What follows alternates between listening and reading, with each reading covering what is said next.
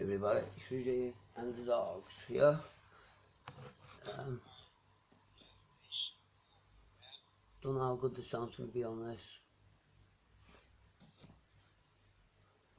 This is an old Philip version video.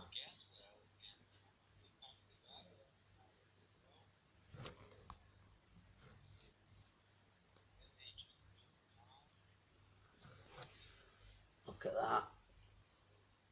If the mud floods are really bad, then I presume Stourport is going to be the only place you're safe. They could use all that water and all them sluice gates to flush the mud away as it's encroaching upon them. Maybe that's one of the uses. The shape of it, lots of corners, so the mud has to break up in lots of different points before it can encroach further. And if they have water channeled ready to flush it as well away, it'll keep you safe. Maybe that's why all cities are on the Stourport shape. Maybe that's why they even congregate in cities for safety. The land, living out in the land became like a death wish. When these mud floods happened and you're on the land, you're flooded. The only safe places were where the Stourports were, with the moats around them. It's all set up to stop mud encroaching upon them, I think. I think they had other uses as well. I'm not discounting anything else, this is just a total theory. But the shape of them and all the people inside there, if a mud flood happens, everyone heads for there and see how as it's encroaching, bubbling up, and that stuff's on that much bedrock that the mud can't bubble up from there. As it's bubbling up, all the points on it are breaking it up again, and as it's been broken up, they can open the sluice gates and flush as and where it's needed. The Isle of Wight is a huge is a Stourport. I don't know if it's man-made or not. I don't know whether it was flooded off from the mainland of the rest of Britain, the British Isle, the main British Isle, or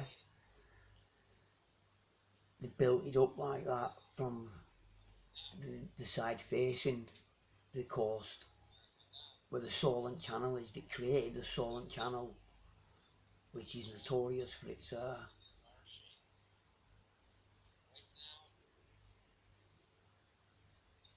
anomalies in its water patterns. I don't know the correct terminology and how to say it. I need to look into it more.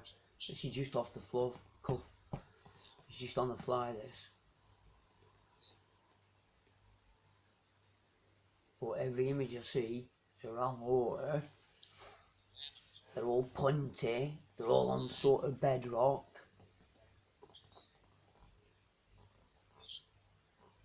They look like defences against mud and water deluges to me. Is that Moscow? And Verbia.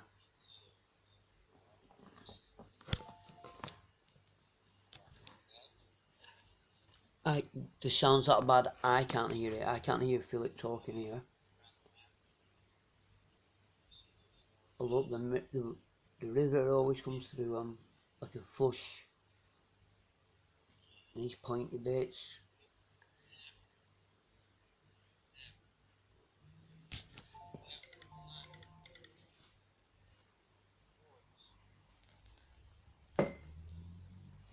Anyway, I could be talking jobbies here, right? But just thought lads for a while, and see, this would break anything up encroaching upon.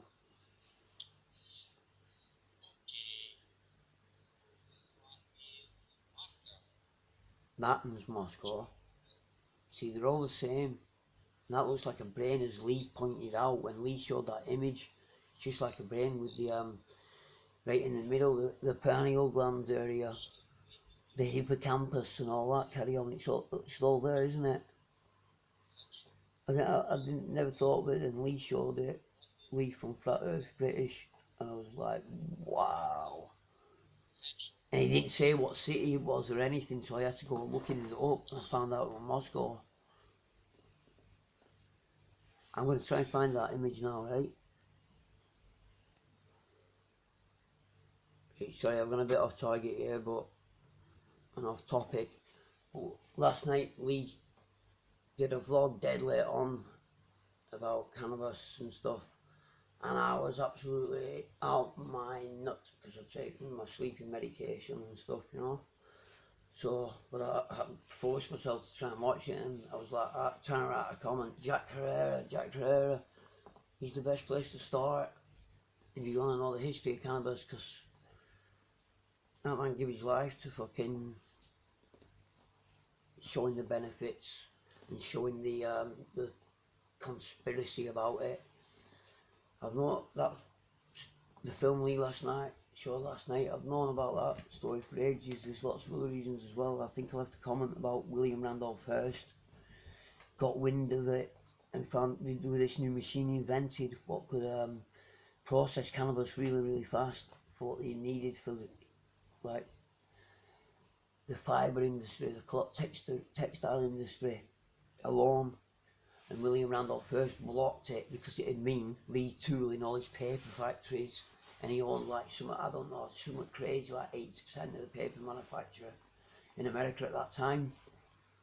So he put the fucking kibosh on it. That was one reason. There's a few others as well. Off the top of my head, I can't remember. Like I'm always mentioning, my memory's failing. But I'll come back to it. But there you go, Jack Herrera. If you want to know anything about cannabis, look, the author of the book, The Emperor Wears No Clothes. He's an American cannabis rights activist. Listen, we have cannabinoid receptors in our body, right? And the only reason they're there is to fucking make cannabis work.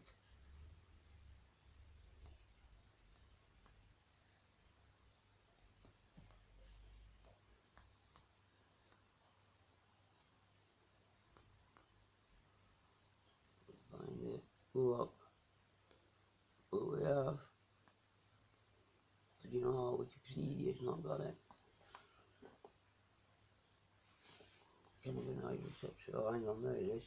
Cannabinoid receptors located throughout the body are part of the endocannabinoid system, which is involved in a variety of physiological processes, including appetite, pain sensation, mood, and memory. Cannabinoid receptors are a class of cell membrane receptors in the G protein coupled receptor superfamily. Right, I'll just flick through. Right, read it yourselves, right? Why would we have them if we weren't supposed to take the fucking stuff? That's what I don't know. I'm sorry, that's only patronising. I've been told I talk condescendingly to people. I don't mean to. It's just the way I talk to try and make people understand what I'm trying to say, because I find it difficult, you know. It's just like, I don't know. Anyway, though, we have cannabinoid receptors. The existence of additional cannabinoid receptors has long been suspected due to the actions of compounds such as abnormal cannabinoidal that produce cannabinoid-like effects on blood pressure and inflammation, yet do not activate either CB or CB2. Recent research strongly supports the hypothesis that an acrylonitine receptor is the molecular identity of the abnormal cannabinoidal receptor, and additionally suggests that likely the endogenous lipid metabolite. Right, let's stop this, right, because obviously it's not everyday phrases and terminology we're using here, is it? Well, it makes it so tricky and complicated, but look, it's good for you. Look at all the work what's been done on it. Pharmaceutical companies are terrified of it until they can fucking own it, right? And they're already starting to do it now. The biggest cannabis farm we've ever seen in England, right? Down south England, can't remember where it is. Fucking government and privately owned. How come they can do it? We can't. It's shite.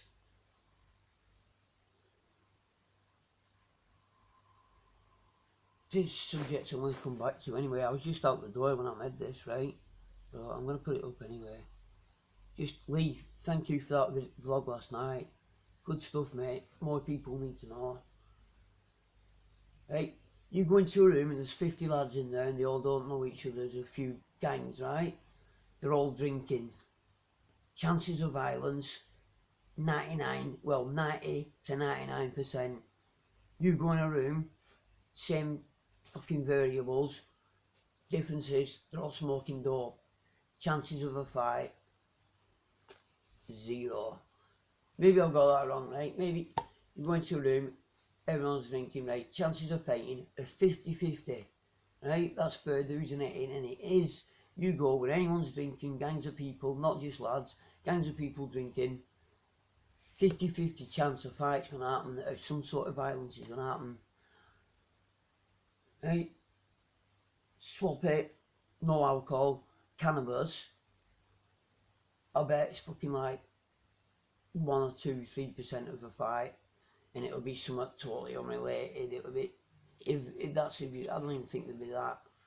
That's one thing about it. They don't want us fucking smoking it. Because you smoke dope, you start thinking, you start asking, why am I doing this? Is this really worth it? What's that about? You start questioning things, and they know that.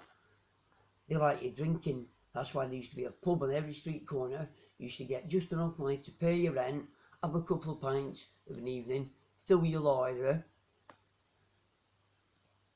come Monday, well Sunday morning, you're pretty much skint again, so you've no other option but to fucking repeat.